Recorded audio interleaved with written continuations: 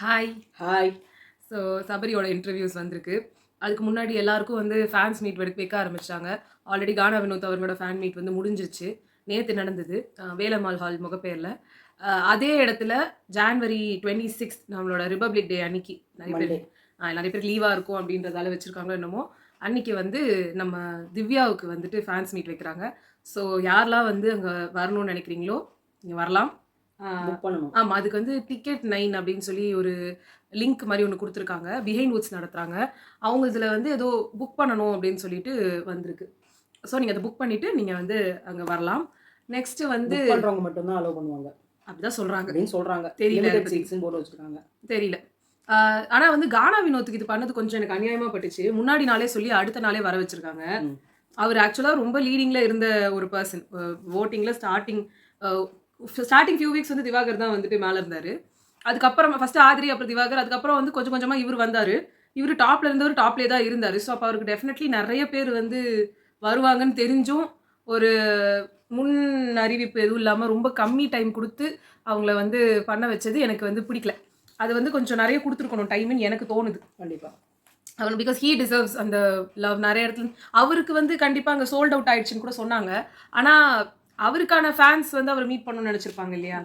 அதனால அவர் வந்து இருக்கலாம். ஆனா ஒண்ணுல அவங்களே நடத்திக்கிறாங்கல்ல நிறைய விஷயங்கள். அதனால என்னன்னா எனக்கு அமித் எஃப்ஜே அவங்க ஃபேன்ஸ் என்னன்னு சொல்றேன். ஃபேன்ஸ் தெரியல, அவங்க ஃபேன்ஸ் தெரியல. பட் இவரோட ஃபேன்ஸ் தான் மெயினா அங்க வரணும்னு நினைச்சு அங்க வந்து பண்ணிருப்பாங்க. அதே மாதிரி நாளைக்கு இந்த வீடியோ போடும்போதே நாளைக்கு ஆயிடும் கிட்டத்தட்ட. பட் ஜான் 24 அன்னைக்கு வந்து காலையில 11 மணிக்கு வந்துட்டு கம்ருதீன் அவரோட ஃபேன்ஸ் மீட் இருக்கு. வியாசர்பாடியில ஏதோ ஒரு ஹால்ல வந்து போட்டிருந்தாங்க. அங்க நீங்க வந்து வரீங்கனாலும் கலாட்டா பண்றாங்க. அங்க நீங்க போறீங்க இல்ல வரீங்க அப்படின்னா அது வந்து அதுக்கும் டிக்கெட்ஸ் நீங்க வந்து புக் பண்ணிட்டு நீங்க வந்து வரலாம். அதுக்கப்புறம் பார்வதி அவங்களோட ஃபேன்ஸ் மீட்டுக்கும் வந்துட்டு நீங்க வந்து வரலாம். அதுவும் அதே ஹால்ல நடக்குது. இதெல்லாம் கலாட்டா மீடியா வந்து பண்றாங்க. பட் அவங்களுக்கு வந்து மத்தியானம் அதே ஹால்ல அன்னைக்கே 2 பேருக்குமே ஒரே நாள் காலையில கம்ருதீன் ஈவினிங்கா வந்து 2 போட்டுருக்கு. ஆமா. ஸோ வர முடியாதவங்க எல்லாம் வந்து யூடியூப்ல நீங்க அவங்க ஃபேன்ஸ் மீட் வர்றதை நீங்க பாத்துக்கலாம். பட் வரணும்னு நினைக்கிறவங்க ஒவ்வொரு இடத்துலயும் வந்து நீங்க முன்னாடியே வந்து போயிடணும். எங்களுக்கு தெரிஞ்சு இவங்களுக்குலாம் தான் நடக்குது. வேற யாருக்குன்னா நடக்குதா இப்பன்னு தெரியல. இந்த 3 டேஸ்க்குள்ள இவங்களுக்குலாம் தான். ஸோ அதுக்கு இப்போ நம்ம வந்து சபரியோட இன்டர்வியூக்கு வந்துடலாமா? சபரி இன்டர்வியூல வந்து பாத்தீங்கன்னா நிறைய காமன் கொஸ்டின்ஸ் நிறைய இருந்துச்சு எல்லா இன்டர்வியூஸ்லயுமே.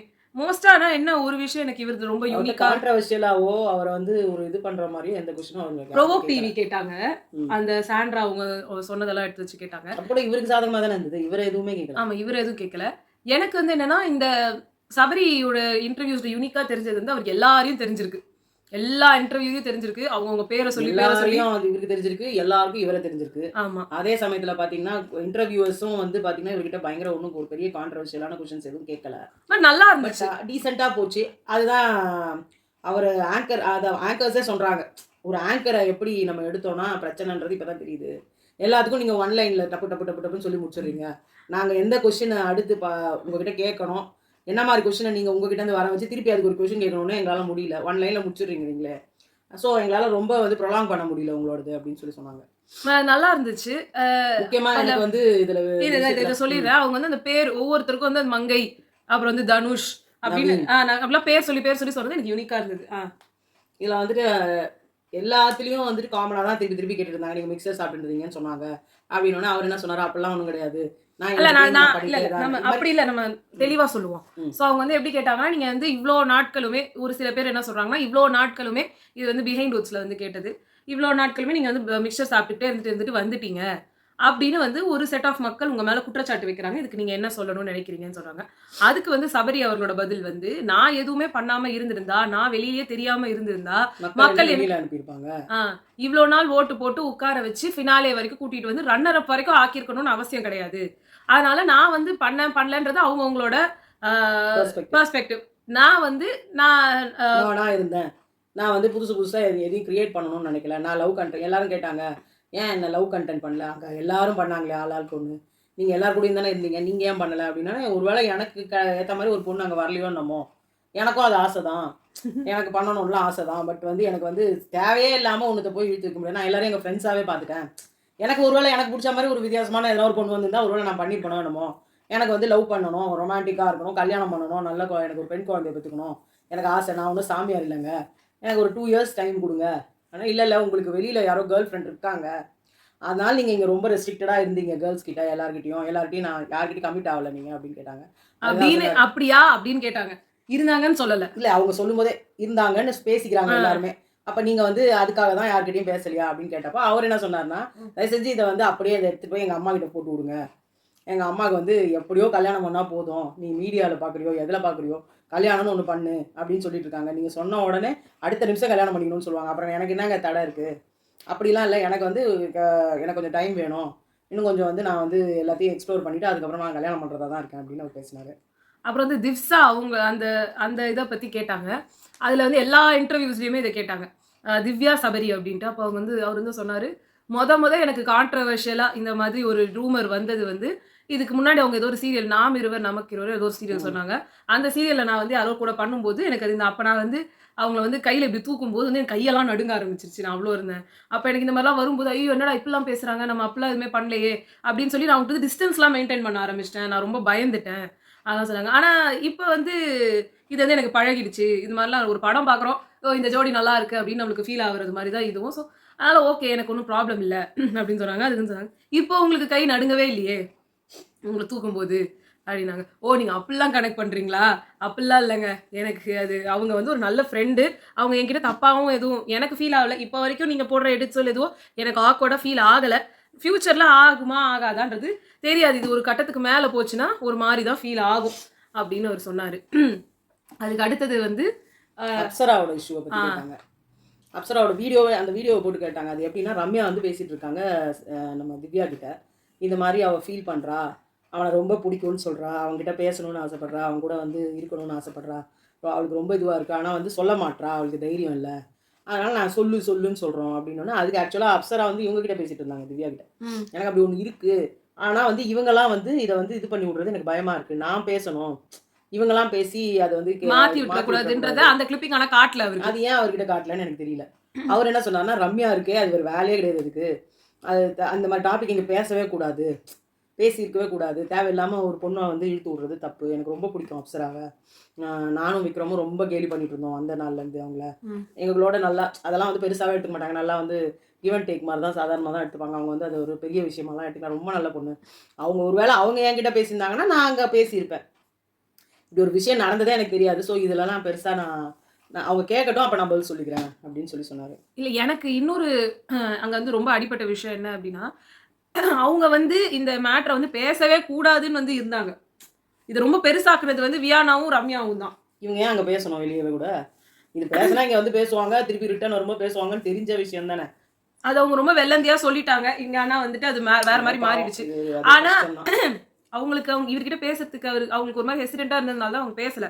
ரொம்ப குசுன்னு தான் எல்லாருக்கிட்டையுமே பேசிட்டு இருந்தாங்க.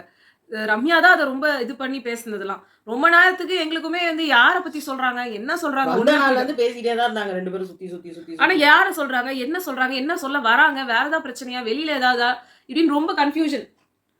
ஸோ இதை வந்து உள்ளேயே ஒரு க்ளோஷர் கொடுத்துருக்கலாம், ஆனா அது கொடுக்கப்படல.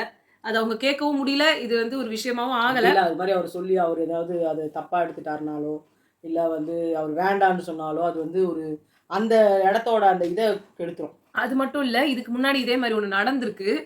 இதே ஷிவினுக்கு வந்து கதிர் கூட இருக்கும்போது அது வந்தது. அது கதிர்க்கான தெரியாது, இதேதான் அதுவும்.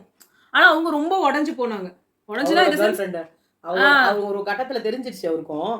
தெரிஞ்சிட்டதுக்கு அப்புறமா வந்து எனக்கு கேர்ள் ஃப்ரெண்ட் இருக்குன்ற மாதிரி அவர் எல்லார்கிட்டையும் சொல்ல ஆரம்பிச்சாரு.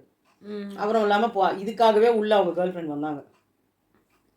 அந்த டைம்ல ரொம்ப பிரேக் ஆகி இருந்தாங்க அவங்க, அதை பார்க்கவே முடியல. ரொம்ப அப்படியே மூஞ்செல்லாம் செவந்து போய் இத்தனைக்கும் ரொம்ப அழகா ட்ரெஸ் பண்ணியிருந்தாங்க அன்னைக்கு, பாவாடை சூப்பரா இருந்தாங்க.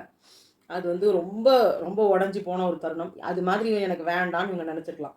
பிகாஸ் எல்லாருக்கும் தெரிஞ்சிடும், அது ஒரு பெரிய மேட்டரா மாறிடும், அது அசிங்கமாகவும் போயிடும் எல்லாருக்கும். அது இவங்களுக்கும் நல்லதில்லை அவருக்கும் நல்லதில்லை. அப்புறம் வந்து திவ்யாவோட மேட்டருக்கு கேட்டாங்க. ஒரு வினோத் தான் வந்து டைட்டில் வின்னர். இவங்க வந்து சும்மா குறுக்க வந்து பூந்துட்டாங்க, இவங்களுக்கு தகுதியே இல்லை வாங்குறதுக்கு அப்படின்னு. அதை பத்தி நீங்க என்ன நினைக்கிறீங்க? அவரு தானே டைட்டில் வின்னரு, இவங்க எப்படி டைட்டில் வின்னர் ஆக முடியும், இவங்களுக்கு எந்த தகுதியுமே கிடையாது, அவருக்கு அவ்வளோ டேலண்டடு அப்படின்னு சொன்னப்போ அப்போ இவர் என்ன சொன்னாரு, அதுக்கு அவர் வீட்டில் இருந்திருக்கணும்ல. இவர் வீட்டை விட்டு போயிட்டாங்க, போயிட்டவருக்கு நம்ம எப்படி நீங்க வந்து வின்னர்னு நீங்க சொல்றீங்க, அவங்க கொடுக்காம கூட வந்துருக்கலாமே அவருக்கு. அவருக்கு எல்லாமே தகுதி இருக்கு இல்லை அதெல்லாம் நாங்கள் அதை பற்றி பேச வரல. அந்த ஸ்டேஜில் ஃபைனல் ஸ்டேஜில் என்ன வேணால் யாருக்கு வேணால் எது வேணால் நடக்கலாம். அப்படி தான் எல்லாரும் நாங்களாம் நினைக்கிறது. ஏன்னா எல்லாமே பார்த்தீங்கன்னா என்னதான் எல்லாரும் என்னதான் நினச்சிட்டு வந்தாலும் அந்த ஃபைனல் ஸ்டேஜில் யாருக்கு வேணால் எப்படி வேணால் மாறலாம். உள்ளே பேசுகிற விஷயங்களே கூட மாறிடலாம். அப்போ இவரை நம்ம எதுன்னு அவங்க நின்னாங்க அந்த இடத்துல, இவர் ஓடி போயிட்டாரு. இவர் பயந்து போயிட்டாரு. ஆக்சுவலாக கேஷ் பாக்ஸ் எடுத்துட்டு தனக்கு வந்து சாண்ட்ராக்கு தான். யார் இது சபரி சொல்றாங்களா நீ சொல்றியா? சபரி சொன்னாரு. பயந்து போயிட்டாங்க. ஆமா பயந்து போயிட்டாரு. பயந்து போய் கேஷ் எடுத்துட்டு போயிட்டாரு. ஆமா அவர் அந்த இடத்துல பயந்து கேஷ் எடுத்துட்டு போயிட்டாரு. அப்படி போயிட்டவரை வந்து நீங்க வின்னரு இவங்களுக்கு பயந்து போயிட்டாருன்னே சொன்னாங்க. ஆமா அவர் போயிட்டதுனால அதை இன்னொருத்தவங்களுக்கு வந்து அது வந்து நீங்க வந்து அதுக்கு அவங்களுக்கு கொடுத்தது தகுதி இல்லைன்னு சொல்றதுக்கு நம்ம யாரு? யாருக்குமே அந்த மாதிரி சொல்லவே கூடாது. இது வந்து ஒருத்தவங்களோட அதாவது அவங்களோட மொமெண்ட்டை பறிக்கிற இடம் அது. இதை நான் ஒத்துக்கவே மாட்டேன். அவங்களும் எஃபர்ட்ஸ் போட்டு தான் அங்கே வந்திருக்காங்க அப்படின்னு நான் சொன்னது எனக்கு ரொம்ப பிடிச்சிருந்தது. ஆக்சுவலாக அவங்களோட நேம்ல வந்து அவருக்கு வந்து ஜனனி ரவிச்சந்திரன் ஒருத்தவங்க பேசியிருக்காங்க அந்த ட்விட்டர் ஹேண்டில். நான் அவங்க தான் எனக்கு ஹேண்டில் பண்றாங்கன்னு சொல்லி அப்படி ஒரு இன்டர்வியூலயே அவர் நேமே சொன்னார். அவங்க என்னோட ஃப்ரெண்டு, அவங்க தான் என்னோட ஹேண்டில் பண்ணாங்க அப்படின்னு சொல்லிட்டு. ஆக்சுவலாக அவங்க வந்து அரோராவை பற்றியும் திவ்யாவை பற்றியும் அவ்வளோ கேவலமாக போட்டாங்க. கண்ணா பின்னான்னு போட்டாங்க. இவருக்கு அதெல்லாம் வெளியில இனிமேதான் நம்மளுக்கு தெரியல. அவங்களுக்கு இருக்கிறது நம்ம அதை விட்டுருவோம். ஸ்பேசஸ் வேண்டாம் நம்மளுக்கு. நான் சொல்றேன் அவர் ஆனால் இவரு அவ்வளோ நல்ல ரொம்ப நல்ல கேட்டுக்கிற ஒரு பர்சனுக்கு அவங்க அதை பார்க்கும்போது அவருக்கும் கஷ்டமா தானே இருக்கும். ஏன்னா அவர் நேமை சொன்னதுனால நான் சொல்றேன். நம்ம வேற எதுவும் சொல்லலையே. அவரோட நேம் அவர் தான் சொன்னார். அந்த இவங்க தான் பாத்துக்கிறாங்கன்னு சொல்லிட்டு. ஸோ அது எனக்கு ரொம்ப ரொம்ப ஆச்சரியமா இருந்தது. ஏன்னா வந்து அவரும் சொல்லியிருக்கலாம்ல, ஆமா அவர் வந்து அவர் தான் டைட்டில் வின்னர், இவங்களுக்கு எந்த தகுதியும் இல்லை, நாங்களாம் கூட அவர் தான் நினைச்சோம் அப்படின்னு சொல்லணும்னா சொல்லாமே. மற்றவங்க எல்லாருமே சொல்லுவாங்க. அதை சொல்லணும்னு ஸோ அது வந்து எடுத்துக்கிட்டாரு. அதே மாதிரி இந்த அன்பு கேங்கை பற்றி வந்து கேட்டிருந்தாங்க. அன்பு கேங் வந்து ஜெயிச்சிருச்சு அப்படிலாம் சொல்லி அப்போதான் அவங்க சொன்னாங்க இப்படி ஒரு கேங் இருக்குதுன்றதே வைல்ட் கார்ட்ஸ் வரும்போது கூட எங்களுக்கு அது அவ்வளோ புரியல. அது வெளில வந்த அப்புறம் தான் நல்லா புரியுது. பட் இதை வந்து பிக் பாஸே சொல்லியிருப்பாரு. அன்பு கேங்குன்ற குரூப்பிசம் என்று சொல்லும் நட்பு அப்படின்னு வந்து சொல்லியிருப்பாரு. ஸோ இது ஒரு நட்பு தான். இது நாங்கள் எங்கேயுமே எங்கள் கேம் அஃபெக்ட் பண்ண விடலை. நாங்கள் எங்கேயுமே டிஸ்கஸ் பண்ணல, நாமினேஷன்ஸ் இதையே டிஸ்கஸ் பண்ணலாம் சொன்னாங்க. பட் இவங்க பேட்டர்ன் அப்படிதான் இருந்துச்சு.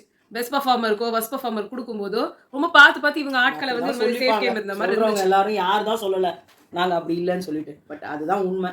அதே மாதிரி வந்து சாண்ட்ரா வந்து இவங்க மேலே வச்ச ஒரு குற்றச்சாட்டு, எந்த ஒரு டேரக்டரும் வந்து இவரை வந்து எடுத்துக்கூடாதுன்னு பிரஜனும் சாண்ட்ராவும் சேர்ந்து வந்து இவர்கிட்டலாம் ஒர்க் பண்ண முடியாது இப்படிலாம் பேசினது எல்லாத்தையும் எடுத்து வந்து காமிச்சாங்க. அப்போ அவர் வந்து சொன்னார், என்கிட்ட வேலை பார்த்தவங்களுக்கு தானே தெரியும் என்னை பற்றி, நான் எப்படிப்பட்டவன், நான் என்ன பண்ணுவேன், நான் என்ன எப்படிப்பட்ட இதெல்லாம் பண்ணுவேன்றத என்கிட்ட வேலை பார்த்தா இல்லை என் கூட வந்து ஒர்க் பண்ண டேரக்டர்ஸ் தான் தெரியும். இவங்க சொல்கிறதுனால எதுவும் மாற போகிறது இல்லைன்னு. இது மேட்டர் இல்லை சபரி. ஆக்சுவலி இது காட்டப்பட்டது உங்களுக்கு காரணமே நீங்கள் இப்படிப்பட்ட ஒருத்தருக்கு தான் நீங்கள் போய் காப்பாற்றுனீங்க. அது மட்டும் இல்லை, அவர் இன்னொரு விஷயமும் கேட்டாங்க. அந்த இடத்துல கம்ருதீன் வந்துட்டு டைரக்டாவே கேட்டாரு, ஒரு 50 லட்சத்துக்காக எவ்வளவு கேவலமா நடிக்கிறா பாரு இவன் பண்ணதெல்லாம் நடிப்புன்னு சொல்றாங்க, நீங்க அதை பத்தி என்ன நினைக்கிறீங்கன்னு கேட்டப்போ, அவன் யார் சொல்றதுக்கு அதை நடிப்புன்னு, அது வந்து நாங்க கண்ணு எதிரில் பார்த்தோம், அந்த அவங்க எவ்வளவு துடிக்கிறாங்கன்றதை நாங்க கண்ணு எதிரில் பார்த்தோம், அவங்க அதை போய் அவன் வந்து கொச்சப்படுத்திட்டான். ஆனா இதையும் சொன்னார். ஆனா ஒரு ரெட் கார்டுன்ற ஒன்றத்தை கொடுத்துட்டாங்க, அதோட அவங்க லைஃபே முடிஞ்சு போச்சு, அதோட அவங்க வந்து கேம் முடிஞ்சு போச்சு, எல்லாம் முடிஞ்சு போச்சு. கடைசியாக அவர் வந்து மன்னிப்பு கேட்கறாரு, காலில் விழுந்து மன்னிப்பு கேட்கறாரு. ஆனால் சாண்ட்ரா அங்கே நடந்துக்கிட்ட விஷயம் வந்து எனக்கு ஒரு மாதிரி இருந்தது. ஏன்னா அதுதான் எண்டு, அதோட வேற எதுவுமே கிடையாது. அவங்களுக்கு போறாங்க. அந்த டைம்ல அவங்க ரியாக்ட் பண்ணதுன்றது எனக்கு எப்படி சொல்றதுன்னு தெரியல, ஏத்துக்க முடியல. இன்னொரு விஷயமும் சொன்னாரு, முந்தின நாள் வந்து பார்வதி எல்லாத்தையும் பேக் பண்ணிட்டா அப்படின்ற விஷயத்த அவர் சொன்னார். எனக்கு வந்து அவளுக்கு ரெட் கார்டு கொடுப்பாங்கன்னு ஒரு தெரிஞ்சிருச்சோன்னு நம்ம இல்லை வீட்டை விட்டு அனுப்பிச்சிருவாங்க, ரெட் கார்டுன்றதோ என்னவோ தெரியல, பட் வெளியில் அனுப்பிச்சிருவாங்கன்னு அவளுக்கு தீர்மானமாக தெரிஞ்சிருச்சு அப்படின்னா. உங்களுக்கு எப்படிங்க தெரியும்னா, இது வரைக்கும் பார்வதி ஃபுல்லாக பேக் பண்ணதே கிடையாது. அன்னைக்கு முந்தின நாள் அவளோட மொத்த திங்ஸையும் பேக் பண்ணா, நாங்கள் அதை பார்த்தோம், எங்களுக்கே ஒரு ஆச்சரியமா இருந்தது. அப்போ நாங்கள்லாம் யாரும் அவகிட்ட ஆக்சுவலாக சரியாக பேசலை. அப்போ வந்து அவளுக்கு ஓரளவு ஏதோ வெளியில் நம்மளை அனுப்பிச்சிருவாங்கன்னு தெரிஞ்சு அது ஒரு ஃபைனல் பேக்கிங், மொத்தமாக அவளோட எந்த பொருளையும் அங்கே வைக்கல, எல்லாத்தையும். அது யாரும் அதை சொல்லவே இல்லை. அவர் சொன்னார், அது உண்மையா போயான்றது நமக்கு தெரியாது. அவர் அதில் சொன்னார், ஃபைனல் பேக்கிங் மாதிரி ஒரு பொருளையும் விடலை, அவன் மொத்தத்தையும் பேக் பண்ணி வச்சுட்டா. அவளுக்கு நல்லா தெரிஞ்சிருச்சு நம்மளை வெளில அனுப்பிட போறாங்கன்னு சொல்லிட்டு. கம்ருதீன் அதை நினைச்சானா நினைக்கலையான்னு எனக்கு தெரியாது, ஆனால் பார்வதி அதை நினைச்சா, மொத்த பேக்கிங் பண்ணா. நாங்கள் இது வரைக்கும் அவளை நான் எல்லா வாட்டியும் நாமினேஷன்ல இருந்திருக்கா, நாமினேஷன்ல இருக்கும்போதெல்லாம் அவள் பண்ணதே கிடையாது, பேக்கிங்கே பண்ணப்பட்டா. இந்த வாட்டி பார்த்தோன்னா ஒரு ஐட்டம் விடலை, மொத்தத்தையும் பேக் பண்ணிட்டா அவ அப்படின்னு சொல்லி சொன்னார்.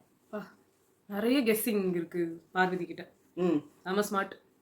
அப்படியே அவ்வளோ கேஷுவலாக உட்காந்து நாங்கள் டான்ஸ் பண்ணி, அது மட்டும் இல்லை அங்கே உட்காந்து பேசும்போது சொன்னாங்க, கமருதீன்ட்ட பெரிய பெரிய விஷயங்கள் தான் பெருசாக்கப்படும். பெரிய விஷயங்கள்லாம் பெருசாவே ஆகாது, ஆ. சின்ன சின்ன விஷயங்கள் தான் பெருசாகும்.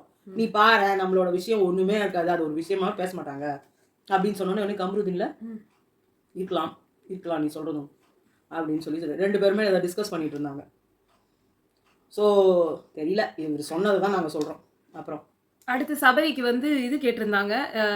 இந்த வெளியில வந்த கண்டஸ்டன்ஸ் போன டைம்லலாம் நீங்க வந்து அவ்வளோ நீங்க வந்து ரிவ்யூ பண்ணியிருக்கீங்க, நீங்க அவ்வளோ வந்து அவங்க வந்து மார்க் பண்ணியிருக்கீங்க. ஆனா நீங்க வரும்போது உங்களுக்கும் அந்த மாதிரி நீங்க அந்த 105 days என்ன பண்ணீங்க அப்படின்ற மாதிரி எல்லாரும் கேள்வி கேட்டிருப்பாங்க. அவங்க சொன்னாரு நாங்க அதுல ஒரு வேர்டையும் சொல்லி கொண்டாங்க. ரியா கிட்ட கூப்பிட்டு கேட்டாங்களாம். ரியா வந்திருந்தாங்கல்ல, அப்ப அவங்களை கூப்பிட்டு கேட்டப்ப ரியா சொன்னாங்களாம், எனக்கு உண்மையாவே நான் வன்மத்தை கக்குவேன், அவர் ஒண்ணுமே கிழிக்கல உள்ள அப்படி. எங்களெல்லாம் எவ்வளவு நக்கல் பண்ணாரு, எவ்வளவு வன்மம் பண்ணிருப்பாரு, இவருக்கு ஒண்ணுமே கிழிக்கல. நீங்க வந்தீங்கன்னா அந்த கேள்வியை கேட்கணும், நான் சொன்னேனே கேட்கணும் அப்படின்னு சொல்லி சொன்னான். ஓ ரியா சொன்னாலா அது மாதிரி அப்படின்னாங்க. ஆமா. அப்பதான் அவர் சொன்னாரு, இல்ல இது நானா பண்றது கிடையாது, இது சேனலே பண்ணி எங்ககிட்ட இந்த மாதிரி செட் ஆஃப் கொஸ்டின்ஸ் எல்லாம் கேளுங்கன்னு சொல்லி எனக்கு கொடுத்தது, இதுல என்னோட பங்களிப்புன்றதே ஒண்ணுமே கிடையாது. அவங்க கொடுப்பாங்க, அந்த கொஸ்டினை எவ்வளவு நான் ஜாலியா கேட்கறனோ இல்ல நான் கோவமா கேட்கறேன்னா அதுதான் அங்க மேட்டரே தவிர இதுக்கும் எனக்கும் சம்மந்தமே கிடையாது. இருந்தாலும் எல்லாருக்கும் என் மேல கோவம் இருக்குதான் செய்யும், நான் அவ்வளவு நக்கலா பேசினதுலாம் அது நான் அனுபவிச்சுதான் அவனை ஒன்றும் பண்ண முடியாது அப்படின்னு சிரிச்சுக்கிட்ட சொன்னாரு. அது இருக்கதான் செய்யும். நீங்க அந்த மாதிரி ஒரு ஷோ வந்து ஹோஸ்ட் பண்ணும்போது அதுக்கான பின் விளைவுகளை வந்து நம்ம என்ன கிழிச்சிங்க அப்படின்னு அவர் என்ன கேட்டாரு. ஏன்னா அவரை கேளுங்க, என்ன நீங்க கிழிச்சிங்க அந்த வீட்டுல. ஏன்னா அவங்களே அந்த அன்னைக்கு வந்தாங்கல்ல, அன்னைக்கு இவருக்குலாம் பேசினார்ல, அப்ப அவங்களே சொன்னாங்க நீயும் வருவடா ஒரு நாள் பிக் பாஸுக்கு, அன்னைக்கு நான் கேட்கறேன் நீ எப்படி பண்ற, அங்க இருக்கிற ஒவ்வொருத்தரும் வந்து அதை சொன்ன ஒரு விஷயம். சோ அப்படி இருக்கும்போது ஏன்னா அவங்களுக்கு கேட்ட கேள்விகள் சில பேருக்குலாம் ஒண்ணுமே கேட்டாங்க.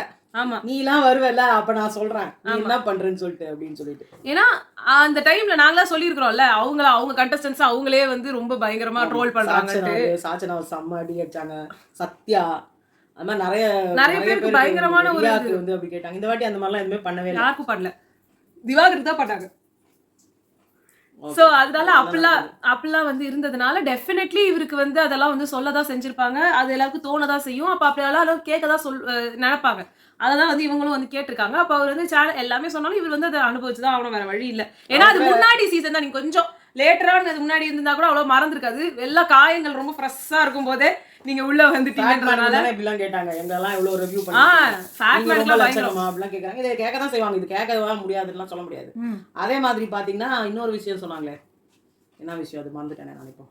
அன்பு கேங்லாம் எல்லாம் ஒன்னா மீட் பண்ணிட்டீங்க போல இருக்கு அப்படின்னு சொன்னப்போ அப்போ அவர் சொன்னார், நான் வந்து அங்கே FJ கேமிலாம் வரதே எனக்கு தெரியாது, நான் எதேச்சா கோயிலுக்கு போனால் என்ன அங்கே, ஆனால் அவங்க 2 பேரும் வர வச்சுருக்காங்க யாரோ சொல்லி, அப்போ நாங்கள் 3 பேரும் அங்கே போன மாதிரி இருந்துச்சு. பட் நான் யாரையும் வந்து பிளான் பண்ணி கூப்பிடல. அதே மாதிரி கனி வந்து போன இடத்துல அவங்க எதேச்சியா போன இடத்துல எங்கள் அம்மா அங்கே எதேச்சியா வந்திருந்தாங்களே தவிர நாங்களாம் பிளான் பண்ணி யாருமே மீட் பண்ணல. நான் இன்னும் யாரையுமே நான் மீட் பண்ணல, அவங்க 2 பேரும் தான் அவங்க வெளியிலேருந்து வர வச்சாங்க. ரம்யா கிட்ட நான் ஃபோனில் பேசினேன் அப்படின்னு சொல்லி சொன்னார். ஸோ இப்படிலாம் போய்கிட்டு இருக்கு. அவர் நிறைய நீங்கள் என்ஜாய் பண்ணீங்களா, திவ்யாவோட நீங்கள் வந்து விசில்லாம் அடிச்சிங்களே அப்படின்னு. இல்லைன்னா இருக்கு, யார் பண்ணாலுமே நான் அங்கே பண்ணியிருப்பேன். ஸோ அது வந்து எங்கள் கூட இருந்த ஒரு கண்டஸ்டன்ட்டு, அவங்க எங்களை எப்படின்னா இருந்தாலும் எங்களோட உள்ள ஒருத்தர், அவங்களுக்கு நாங்கள் செலிப்ரேட் பண்ணாமல் வேற யாருங்க செலிப்ரேட் பண்ணோம். அவர் பேசலாம் டப்பு அடிச்சார். அதுதான் சொன்னாங்க, நாங்கள் இந்த ஒரு ஆங்கரை கண்டிப்பாக ஆங்கரிங் பண்ணவே முடியல, ஏன்னா நீங்கள் எதை பண்ணாலும் நாங்கள் ஒரு கேள்வி கேட்போம், அதுக்கு நீங்கள் ஒரு பதில் சொல்லுவீங்களா, அந்த லாங் பதிலேருந்து ஒரு கேள்வி எடுத்து இன்னொரு கேள்வி கேட்கலான்னு பார்த்தா நீங்கள் என்ன பண்ணுறீங்க, எல்லாத்துக்கும் ஒன்லைனில் அடிச்சு விட்டுறீங்க, அடுத்து என்ன கேள்வி கேட்கலான்றதே எங்களுக்கு புரியல அப்படின்னு சொல்லி சொன்னாங்க. எனக்கு தெரிஞ்சு இந்த செகண்ட் வந்தவங்க, அதாவது ஃபர்ஸ்ட் ரன்னர் அப்பா இருக்காங்கல்ல, நிறைய பேர் ரொம்ப பாசிட்டிவா எடுத்துட்டு இருந்திருக்காங்க. பட் சில பேருக்கு ஒரு ஏமாற்றம், அவங்க யாரும் காட்டலாம் மாட்டாங்க, சிரிப்பாங்க, கிளாப் பண்ணுவாங்க எல்லாருக்கும். பட் ஒரு ஏமாற்றம் இல்ல. நான் ஸ்டார்ட்ல இருந்தே வரேனே, ஃபர்ஸ்ட் வந்து ஆரவுக்கும் ஸ்னேகனுக்கும் வந்தப்போ எல்லாரும் வந்து ரொம்ப தீர்மானமா ஸ்னேகன்னு நினைச்சாங்க, சேனல் மாத்தி விட்டுருச்சு. அப்ப அது ஆரவுக்கு போனப்போ ஸ்னேகன் முகத்துல இருந்த ரியாக்ஷன் மட்டும் இல்ல, கமல் சாரோட ரியாக்ஷன், எல்லாருமே பேசினதே ஸ்னேகனை தான். ஏன்னா கமல் சார் ரியாக்ஷனுமே வந்து ரொம்ப இதாதான் இருந்தது. அங்க கண்டிப்பா ஸ்னேகனுக்கு வந்து ஒரு பயங்கரமான ஏமாற்றமா இருந்திருக்கும். அது வந்து வார்த்தைகள்லயே போடாத அளவுக்கு இருக்கும். ஏன்னா அவர் அவ்வளவு பண்ணிருக்காரு அந்த ஷோல, ஒண்ணுமே பண்ணல ஆரவ். அதாவது 0க்கும் 100க்கும் முடிச்சு போட்டு 0க்கு கொடுத்தாங்க, அது பயங்கரம். ரெண்டாவது வந்து ரித்விகா அண்ட் ஜனனி ஆல்ரெடி அங்கேயே கொஞ்சம் ஹோப்ஸ் போயிடுச்சு. நிறைய பேருக்கு வந்து ஐஸ்வர்யா தத்தான் இருந்தது. ஆமா, ஜனனி வந்துட்டு ஜனனி இல்ல, சாரி ஐஸ்வர்யா தத்தா தான், சாரி ஐஸ்வர்யா தத்தா அண்ட் இவங்க நாங்களாம் வந்து டிடிஎஃப் வின்னர். ஆமா, ஜனனி வந்து டிடிஎஃப் ஃபர்ஸ்ட் இருந்துச்சுல, அப்போ ஓவியா சப்போர்ட் பண்ணிட்டு அதுக்கப்புறமா எங்களுக்கு தோணுனது வந்து ஸ்னேகன் தான் ஜெயிப்பாருன்ற மாதிரி தோணுச்சு. சப்போர்ட் கொஞ்சம் கொஞ்சம் சப்போர்ட் இருந்தா, அவர் வந்து அந்த கட்டி பிடிக்கிறது மட்டும் கொஞ்சம் வந்து இதா இருந்ததே தவிர்த்து அவருக்கு இருந்துச்சு. ஸ்னேகன் இருக்கும்போது அவர் டிடிஎஃப் வின்னரா ஆரவ் டிடிஎஃப் வின்னரா? இந்த ஸ்னேகன் தான் டிடிஎஃப் வின்னர். ஆரா ஒண்ணுமே இல்ல.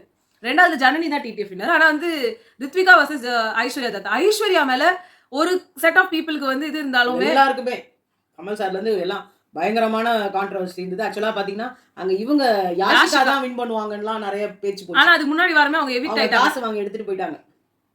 அந்த அமௌண்ட் எடுத்துட்டு போயிட்டாங்க அவங்க. ஆனா ஐஸ்வர்யா தத்தா மேல வந்து நிறைய பாசம் வச்சவங்க நிறைய பேர் இருந்தாங்க.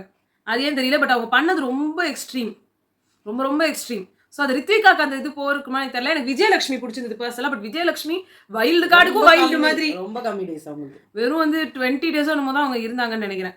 ரொம்ப கம்மி. 25 30 டேஸ் நான் 30 33 ஏதோ சொல்லியிருந்தாங்க ஒரு வாட்டி ஏதோ. ஸோ ரொம்ப கம்மி. அந்த டைம் அவங்க கொடுத்தே இருக்க முடியாது.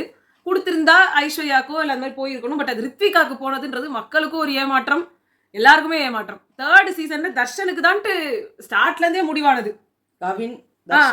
கவினை வந்து காசு எடுத்துட்டு போயிட்டதுனால தர்ஷனை எவிக்ட் பண்ணாங்க பாருங்க. ஒண்ணுமே புரியல யாருக்கும். அப்பயே சரி ஓகே சாண்டி இருக்காங்கன்ற மாதிரி எல்லாருக்கும் போயிருந்தோம். ஆனா அந்த சீசன்ல நாங்க இவங்க யாரையுமே சப்போர்ட் பண்ணல. மதுமிதா தான் எங்களுக்கு பிடிச்சது. பட் அந்த இடத்துல கடைசியா வந்து என்ன பண்ணாங்க, சாண்டிக்கு கொடுக்காம சாண்டியை நிக்க வச்சு முகேனுக்கு கொடுத்தாங்க. லிட்டரலி யாருமே எதிர்பார்க்காத ஒண்ணு. ஆனா நிறைய பேர் அக்செப்ட் பண்ணாங்க. Because we are the boys team. லாஸ்ட்லியாலாம் வின் பண்ணுவாங்கலாம் நினைச்சாங்க. எதுவுமே இல்ல. ரொம்ப மோசம். இந்த முதல் 3 சீசன்ஸ் பண்ண ஒரு அட்டூழியம் எனக்கு தெரிஞ்சு மத்த எப்பயுமே அவங்களால பண்ண முடியுமான்னு எனக்கு தெரியல.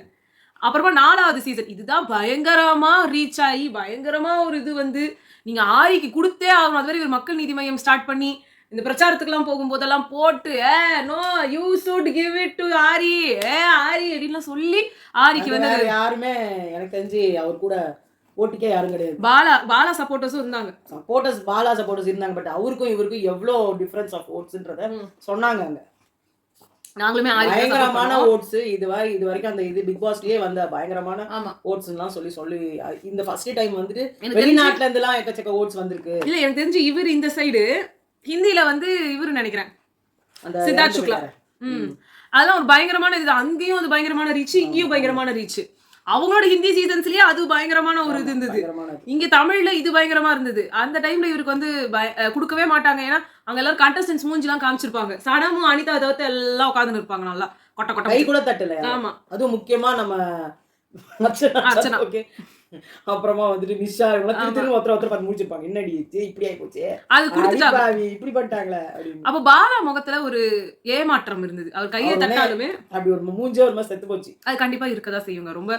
ஆனா அது நெக் கிடையாது. இருந்தாலும் அவர் சொன்னார். அப்பதான் நீங்க சாதாரணமா நினைக்காதீங்க. இந்த ஓட்ஸ் நீங்க பாத்தீங்கன்னா வின்னருக்கும் ரன்னருக்கும் எக்கச்சக்கமான வித்தியாசம். இத பீட் பண்ணவே முடியாது. நீ அது கிட்ட கூட வர முடியாது அவரால. இது பயங்கரமான ஓட்டு அவர் ஜெயிச்சாருன்னு சொல்லி கொடுத்தாங்க. அதை அப்பயே ஃபுல் 50 லட்சத்தை கொடுத்தாங்க. ஆமா, 5வதுல தான் வந்து அந்த வாட்டி வந்து பைசா எடுத்துன்னு போயிட்டாங்கல்ல இவங்க. கேப்ரியலா 5 lakhs எடுத்துட்டு போனாங்க. 5வது சீசன் நாங்க பாக்கல. அதனால வந்து ராஜு பிரியங்கா அது எப்படி இருந்தது, பிரியங்காக்கு கொடுத்துருவாங்கன்னு நிறைய வெளில பேசினாங்க. ஆனா ராஜுக்கு கொடுக்க கூடாது, பிரியங்காக்கு அவங்க சேனல் ப்ராடக்ட்டுக்கு கொடுக்க கூடாது அப்படின்னு சொல்லி நிறைய எதிர்ப்பு வரவே ராஜுக்கு போயிடுச்சு சொன்னாங்க. ஸோ அதுல வேற யாரு டிசர்விங்லாம் நமக்கு தெரியவே தெரியாது. 6வது சீசன்ல வந்து நாங்க ரூட் பண்ணது ஷிவின். விக்ரமனும் பிடிச்சிருந்தது. விக்ரமன் நிறைய வந்து விக்ரமன் எங்களுக்கு இருந்தாலுமே ஷிவின் தான். ஷிவின் மாதிரி ஒருத்தவங்களுக்கு கொடுக்கணும், யூனிக்கா இருக்கும். ஷிவின் மாதிரி இன்னொரு கண்டஸ்டன்ட் வரவே முடியாது அப்படின்ற ஒரு இது எங்களுக்கு ரொம்ப மைண்ட்ல கூட அப்செட் ஆக நம்ம நினைச்சோம். கிட்ட கூட வரல. ஆமா, சோ அது ஷிவின் மாதிரி ஒருத்தர் திருப்பி வரதெல்லாம் சாதாரண விஷயமே கிடையாது. பேச்சாகட்டும், ஒரு நிக்கிறதாகட்டும், ஒரு ஒரு ஒரு பாயிண்ட்ஸ் எடுத்து வைக்கிறதாகட்டும், அந்த டாஸ்க் எல்லாம் சூப்பரா பண்ணுவாங்க. ஐயோ, லாயரா அவங்க கலக்குனாங்க, செம்மையா கலக்குனாங்க. அப்படி இருந்தது பாக்குறதுக்கே. அந்த சீசன்ல ஷிவினை ஒவ்வொரு ட்ரெஸ்ல பாக்கிறதுக்கும் அப்படி ஒரு என்ன சொல்றது, இப்போ இப்படி தாண்டா இருக்கணும் ஒரு கண்டஸ்டன்ட் அப்படி இருந்தது. அந்த டைம்ல மைனாலாம் வந்தாங்க. மைனாலாம் கிட்ட கூட நெருங்க முடியாது. யாருமே நான் நெருங்க முடியாது. எல்லாருமே பண்ணாங்க. எல்லாம் அப்பெல்லாம் தான் ரச்சிதா வர வந்திருந்தாங்க. அவங்க எல்லாருமே வேஸ்ட். அவங்க தான் செம்மையா கண்டிப்பா கொடுத்திருக்க வேண்டிய சீசன் அது. ஏன்னா நீங்க என்ன விக்ரமனுக்கு தான் போற மாதிரி இருந்தது. அங்க வந்து அந்த திருமாவளவன் இவரு பொலிட்டிஷியன்ஸ்லாம் உள்ள என்டர் ஆயிட்டாங்க அப்படின்றப்போ நீங்க அவர் கொடுக்க கூடாதுன்றதுக்கு முடிவு வந்தீங்க. ஆனா சப்போர்ட் வந்தப்ப 2 பேருக்கும் தூக்கி போட்டுட்டு இவங்க மாதிரி ஒரு ஆளுக்கு கொடுக்கறதுல என்ன உங்களுக்கு தப்பு வந்து? ஐயோ, எல்லாரும் சேர்ந்து போற்றி இருப்பாங்க. இப்படி ஒரு கண்டஸ்டன்ட், ஒரு டிரான்ஸ்ஜெண்டரா வந்து பயங்கரமான ஒரு ட்ரெண்ட் செட்டிங்கா இருந்திருக்கும். எனக்கு எந்த சேனல் எந்த மொழியில வந்து டிரான்ஸ்ஜெண்டருக்கு கொடுத்துருக்காங்கன்னு எனக்கு தெரியல.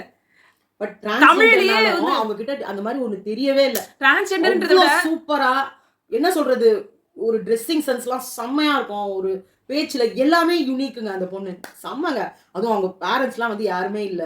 அ யாருமே அவ்ளோ அவங்கள ஸ்ட்ரகிள்ஸ் ஏத்துக்கல. தாண்டி ஆமா. வந்தவங்க எனக்கு தெரிஞ்சு அவங்களுக்கு தாங்க போயிருக்கணும். வேலைக்கு போயிடுன்னு சொல்லிட்டு என் முகத்திலேயே முழிக்காதுன்னு அவங்க அம்மா வெளிய அனுப்பிச்சுட்டாங்க. அவங்க தனியா போய் சிங்கப்பூர்ல வேலை பார்த்து. அப்பவே நெறைய பேருக்கு 7 மேல வந்து நம்பிக்கை இல்லாம போயிடுச்சு. கரெக்ட். அப்ப ஆனா திருப்பியும் வந்து பிரதீப் ஆண்டனி மேல எல்லாரும் நம்பிக்கை வச்சு அவர் ரெட் கார்டு வாங்கணும்னு அது பயங்கரமா இதாகி அர்ச்சனாவுக்கு அதுக்கப்புறமா அந்த சப்போர்ட் வந்து அர்ச்சனா அதை வின் பண்ணணும். ஆனா 2 பேருங்க, அர்ச்சனா விசித்ரா. டுவர்ட்ஸ் எண்ட் விசித்ரா ஆக்சுவலா விசித்ரா நிக்கலனா அர்ச்சனா வர நின்னுக்க முடியாது. அது பயங்கரமான சப்போர்ட் சிஸ்டம். ஆனால் கடைசி நேரத்துல விசித்ரா டப்புன்னு நிறைய வார்த்தை விட ஆரம்பிச்சாங்க. முடிவையே மாத்திட்டாங்க. அது ஏன் பண்ணாங்கன்னு எனக்கு தெரியல. மாயாவு கிட்ட போனது மட்டும் இல்ல, அவங்க என்னென்ன வார்த்தை விட்டாங்க தினேஷ் பத்தி, ரொம்ப தப்பு. அப்படிலாம் நவுந்திருக்க கூடாது. அதெல்லாம் ரொம்ப ரொம்ப டவுன் கிரேடான ஒரு இது. அந்த வார்த்தையை பேசியே இருக்க தேவையில்ல. ஆமா. அது தேவையில்லாத அன்னைக்கு தேவையில்லாம ஒரு சண்டை போட்டு தேவையில்லாம ஐயோ, குழம்பி- அம்மா நீ தாயை இந்த ஆள்கிட்ட தயவு செஞ்சு வந்துடாது. இதெல்லாம் எவ்வளவு ஒரு தப்பான வார்த்தை. ஆனா அவங்க சொல்றாங்கல்ல, ஒரு பையனுக்கு ஏற்பட்டா மட்டும் யாரும் கேள்வி கேட்க மாட்டீங்கன்னு. லாஸ்ட் அவங்களே அந்த தப்பு பண்ணாங்க. ஆமா, என்ன உண்மைன்னு நம்மளுக்கு தெரியாது. நீங்க பாட்டு இப்படி ஒரு வார்த்தையை சொன்னா என்ன அர்த்தம்? அதுவும் அவங்க ஏற்கனவே பிரிஞ்சு இருக்காங்க. இவர் இந்த மாதிரி சேரணும்னு show வரணும்னு வந்தவரே அதுக்காக தான் வந்தாரு. நீங்க அதை வந்து பெருசாக்கி அவங்க அதை வந்து லைக் பண்ணி இது என்னன்னா பெரிய விஷயமாச்சு. ஃபர்ஸ்ட் அவரோட ஒரு ஹோப் அதுதான். இதை வின் பண்ணி நான் கொண்டுட்டு நான் வந்து சேரணும்ட்டு. அவர் அதை வின்னும் பண்ணல. அவர் வாழ்க்கையிலும் ஜெயிக்கல, அந்த கேம்லயும் ஜெயிக்கல. சோ அதனால எனக்கு அந்த இடத்துல ரொம்ப டவுன் ஆயிடுச்சு. ஃபர்ஸ்ட் டைம் ஒரு வைல்ட் கார்டு என்ட்ரியை வந்து ஜெயிக்க வச்சு அதுதான் அர்ச்சனா. அது தமிழ்ல ஆனா விசித்ராக்கு கொடுத்திருந்தா ஒரு அது ஒரு எல்டர் லேடி. அவங்க அந்த அது லாஸ்ட் மினிட்ல அவங்க வாயால அவங்களே கெடுத்துக்கிட்டாங்க. எல்லாருக்கும் ஜனங்களுக்கே நிறைய பேருக்கு அவங்க மேல தப்பான அபிப்பிராயம் வர நின்னு இருந்தாங்கன்னா அவங்க தான் வின்னர். ஃபர்ஸ்ட் டைம் அந்த மாதிரி ஒரு எல்டர் பர்சனை தூக்கி வெளியில அடிச்சு ஃபர்ஸ்ட் வெளில அனுப்புற. ஏன்னா இப்ப வைல்டு கார்டு இப்ப திவ்யாவும் வந்துட்டாங்க. வைல்டு கார்டா வந்து வின்னர், வைல்டு கார்டு வின்னர் ஆகுறதோ இல்ல ஒரு மேன் வின்னர் ஆகுறதோ இல்ல. ஏன்னா ஆரி வந்தப்போ அவர் தான் வந்து ஒரு மேரிடு அண்ட் ஒரு 40 இயர்ஸ்ல இருக்கிற மதிக்கத்தக்க ஏஜ்ல இருக்க ஒருத்தர் வந்து வின் பண்றதுன்றது அந்த டைம் தான் நடந்தது. அது அந்த மாதிரி ஏதாவது ஒரு டென். மற்றது எல்லாருமே வந்து கொஞ்சம் யங்கான ஆட்கள் தான். வைல்டு கார்டு என்ட்ரிக்கு அர்ச்சனா இல்லைனாலுமே வேற யாரும் இப்ப திவ்யா வந்த மாதிரி யாரா வந்திருப்பாங்க. ஆனால் ஒரு எல்டர்லி விமன் இல்ல ஒரு டிரான்ஸ்ஜெண்டர் இனிமே உமன் அது நடக்க போறது கிடையாது. இவ்ளோ ரஞ்சித் நான் வந்து வந்துருவாரோனே எனக்கு இது ஆறு வேற. அவர் அவ்வளவு நாள் 70 நாளைக்கு மேல பண்ணாம அவரை அப்படியே வச்சிருந்து அவரையும் ராணவையும் வச்சு போற்றி பாதுகாத்தாங்க பாருங்க. இதுல வேற ராணவ ஏஆர் அதான் அப்படின்லாம் வந்து பாட்டுலாம் பாடினாரு. அவர் வந்து வெளிப்படையா சொல்லிட்டாரு. இதுல வேற அர்ச்சனா உள்ள வந்துட்டு உங்களுக்கு விஷயம் தெரியுமா, அவன் என்ன சொல்றான் தெரியுமா. ஸோ அதுக்கப்புறமா வந்து பாத்தீங்கன்னா 8th சீசன்ல வந்து நாங்க ரூட் பண்ணது வந்து ஜாக்லினுக்கு. பட் ஸ்டில் ஒரு பயங்கரமான ஓட்டு வந்து முத்துக்குமரனுக்கு தான் இருந்தது. நாங்க அவர் என்னைக்குமே குறையல ஸ்டார்டிங்ல இருந்து. சோ அவர் இருந்தாரு. அதுக்கு அடுத்த ஓட்ல அவர் வந்து ரெண்டாவதுல தான் என்னன்னா அவர் வந்து உண்மையிலேயே ஒரு டேலண்டட் பர்சன். அதையும் நம்ம சொல்லிதான் ஆகணும். கருத்து வேறுபாடுகள் நிறைய இருந்துச்சு அவர்கிட்ட. பட் அவர் ஒரு பயங்கரமான டிசர்விங் கண்டஸ்டன்ட் தான். அங்க சௌந்தர்யா அப்படி செகண்ட் பிளேஸ்ன்னு வரும்போது எல்லாமே ஜாக்லினுக்கும் சௌந்தர்யா அப்படின்லாம் நம்ம வந்து இது இருந்தோம். பட் ஜாக்லின் எப்பயுமே சௌந்தர்யாவை சர்பாஸ் பண்ணது கிடையாது. அவங்க கீழே தான் இருந்திருக்காங்க. ஸோ அதனால ஜாக்லின் உள்ளேயே இருந்திருந்தாலும் அவங்களுக்கு செகண்ட் பொசிஷன் கிடைச்சிருக்காது. அவங்க கொஞ்சம் கீழே தான் வந்திருப்பாங்க. அந்த விதத்துல அந்த சீசன். இந்த சீசன்ல கானா வினோத் உள்ள இருந்திருந்தா, கானா வினோத் ஃபர்ஸ்ட் வந்திருந்தாலும் ஃபர்ஸ்ட் ரன்னர் அப் திவ்யா தான். அப்படிதான் ஓட்ஸ் இருந்தது. நீங்க என்ன பண்ணீங்கனாலும் ஃபர்ஸ்ட் ரன்னர் அப் திவ்யா தான். கானா வினோத் இல்லாத பட்சத்துல உங்களுக்கு டைட்டில் இருந்தப்போ முத்துக்குமரன் அடுத்து சௌந்தர்யா தான் வந்தாங்க. ஆமா, அங்க முத்துக்குமரன் ஏதாவது சொல்லி வெளியில போயிட்டாருன்னா அவளையோ அப்பதான் ஜாக்லின் வந்தாங்க. ஆமா, முத்துக்குமரன் சப்போஸ் இல்லன்னு வெச்சுக்கோங்க, அப்ப சௌந்தர்யாக்கு தான் இந்த அவார்டு போயிருக்கும். நீங்க எல்லாம் ரெட் கார்பெட்ல சௌந்தர்யாக்கு ஆப்ஷனே இல்ல. அதனால தான் ஜாக்லின் கிடைச்சது. ஆமா, சொல்ல முடியாது. அப்போ அவங்க பேர் சொன்னா ஏன்னா பயங்கரமான ரசிகர் கூட்டம். ஆமா. சோ முத்துக்குமரன் வெளியில வந்திருந்தா சௌந்தர்யா தான் கப்பு. இப்ப இந்த வாட்டி பாத்தீங்கன்னா இதெல்லாம் வின்னர் குவாலிட்டிஸ் இருக்கு இல்லன்றதெல்லாம் இல்ல. செகண்டரி வின்னரா அவ்வளவுதான். வோட்டிங் தாங்க. ஆனா அதையும் இன்னைக்கும் வந்து அசிங்கமா பேசிக்கிட்டு இது எப்பதான், அதுவும் ஒரு முக்கியமா பாருங்களேன், ஒரு பொண்ணு ஜெயிச்சிட்டாலே இந்த மாதிரி வார்த்தைகள்லாம் அசால்ட்டா வரும். நீ வந்து பீடி வாயி, நீ உனக்கு என்ன தகுதி இருக்கு, என்ன தகுதி இல்ல, தப்பான அந்த இருந்த கண்டஸ்டன்ட்ஸை விட பரவாயில்ல. அவ்வளவுதான். அப்படிதான் நாங்க வந்து அதுக்காக நீங்க எல்லா சீசன்ஸோட எல்லாம் நீங்க கம்பேர் பண்ண முடியாது. அர்ச்சனாவை கம்பேர் பண்ணா திவ்யாக்கு வந்து பேசுறது கொஞ்சம் கஷ்டமா தான் இருக்கு. அவங்களால அந்த பாயிண்ட் டு பாயிண்ட் பேச முடியல. அப்ப எல்லாருமே ஒரே மாதிரி பேச முடியாது. அவங்க அளவுக்கு பாட முடியல, அவங்க அளவுக்கு ஆட முடியல, அவங்க அளவுக்கு டேலண்ட் இல்ல. ஆனா நீங்க இந்த மாதிரி வின்னர்ஸோட நீங்க அவங்க கம்பேர் பண்ண முடியாது. தாங்க பண்ண முடியும். அந்த சீசன்ல வந்தது எல்லாமே வேஸ்ட்னும் போது அதுல ஒருத்தவங்க யூனிக்கா இருக்காங்க. அங்க இருந்த 4 பேர்ல ஆஃப் கோர்ஸ் இந்த திவ்யா தான் வந்து பெட்டரா இருக்காங்க. ஏன் 4 பேர்ல என்ன, நான் 10 பேர்ல கூட சொல்லுவேன். டாப் 10ல எடுத்துக்கிட்டா கூட அவங்க தாங்க செகண்ட் பிளேஸ் ஸ்டார்டிங்ல இருந்தே. வந்த நாள்ல இருந்து கேட்டா நீங்க PR கானா வினோத் போட்ட காசை பிக்சர்னா கொடுத்துட்டு கானா வினோத் போட்ட பிக்சர் நீங்க எல்லாம் எப்படி கொண்டு வர பாக்குறீங்கன்னா மலையாள பிக் பாஸ்ல அனுமோலுக்கு கொடுத்துட்டு அனீஷ்க்கு குடுக்கலன்ற மாதிரி அதை கொண்டு வரீங்க. அங்க அனீஷ் உள்ளேயே இருந்தாரு. அது ஃபினாலில அநியாயம். அவங்க கொடுக்காம விட்டது அவங்களோட அநியாயம். சேனலே இறங்கி கொடுத்துருக்கலாம். இப்ப சிவின்கு சொன்ன மாதிரி தான் நீங்க ஒரு காமன் பர்சனுக்கு கொடுத்துருக்கணும். ஏன்னா அவருக்கு எல்லா குவாலிட்டிஸும் இருந்தது அதுல. ஆஹா ஸ்டார்டிங்ல இருந்து டாப்ல இருந்த மனுஷன் அனீஷ் தான். ஆமா. ஒரே ஒரு வாரம் மாத்தி விட்டுச்சு அனுமோல்து. அது வேணும்னே பாத்தீங்கன்னா பிஆர்னு சொல்லி அவங்கள அழ வச்சு என்னென்னவோ பண்ணி கொடுத்துட்டாங்க. இப்ப கானா வினோத்துக்கு கூட அவர் அந்த ஒரு வாரம் அன்னைக்கு அவர் போகாம இருந்திருந்தாருன்னா அவர் title winner. Second place Divya. அவர் போயிட்டாரு. அது நம்ம ஒண்ணும் பண்ண அவருக்கு முடியாது. அவர் மேலே கான்ஃபிடன்ஸ் இல்லங்க. அவர் நல்லாவே சொல்லிட்டாரு. அது அவர் மேல கான்ஃபிடன்ஸ் இல்ல. அவர் வந்து வாயால சொல்லலையே தவிர அவருக்கு ஃபுல்லாவே தெரிஞ்சு போச்சு சாண்ட்ராக்கு தான் இந்த அவர் மேல கான்ஃபிடன்ஸ் இல்ல விஜய் சேதுபதி மேல கான்ஃபிடன்ஸ் இல்ல, விஜய் டிவி மேல கான்ஃபிடன்ஸ் இல்ல. அவர் வின்னர் ஆக மாட்டாருன்னு அவருக்கு தோணிச்சு. ஏன்னா நம்மள வந்து ஆக மாட்டாரு கூட இல்ல, ஆக்க மாட்டாங்க. அப்படிதான் யாருக்கும் கிடையாது. அப்படிதான் சொல்லணும். நீ வேர்ட்ஸ் ஸ்கிப் பண்றத கரெக்ட். அங்க யாரும் ஆக மாட்டாங்க இல்ல, எல்லாருக்கும் தகுதி இருந்தாலும் அங்க ஆக்க மாட்டாங்க. விஜய் சேதுபதியோட ஃபேவரட், சேனலோட ஃபேவரட், அங்க இருக்கிற எல்லாரும். ஏன்னா வெளிப்படையா அவர் வந்து இவ்வளவு ஆதரவு கொடுத்தது வந்து சாச்சனாக்கு கூட அவ்வளவு கொடுக்கல. ஆமா இல்லையா?